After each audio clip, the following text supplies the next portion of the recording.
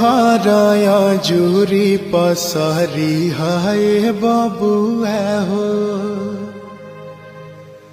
लमहर कुल परिवार है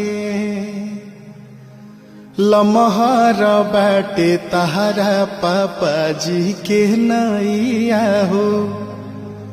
लमहर कुल खानदान